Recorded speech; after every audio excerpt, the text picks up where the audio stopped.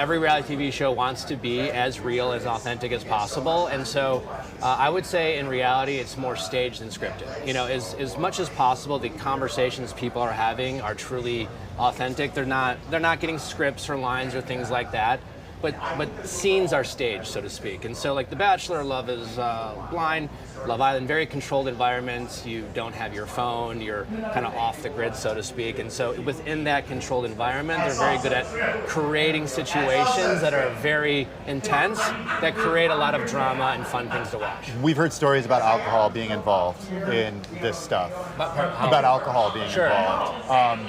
To sort of get people to loosen up, create an environment. To what extent? In my experience, it's they're casting adults first and foremost, people who are old enough to drink, and it's available. I was never encouraged to drink more. I was never, certainly insisted to drink more, but it was always available. There is a lot of downtime. There is a lot of hurry up and waiting.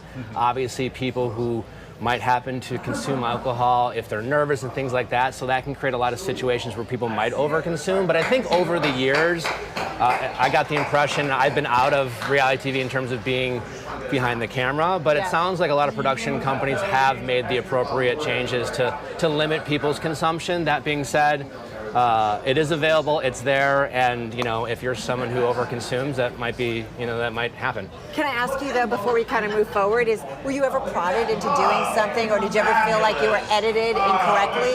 Yeah, most certainly when it comes to like the edit, there's a lot of control that shows have in terms of how they can frame a story together. I think for the most part, shows want to tell the story that happened, but they also have a limited time in which to do that, and so they are kind of simplifying arguments and things like that. So for the person involved, they might feel a little misrepresented. I think for the sake of the audience, the people telling the story are just trying to create the story. At the same time, no one's making you do or say anything you don't want to do.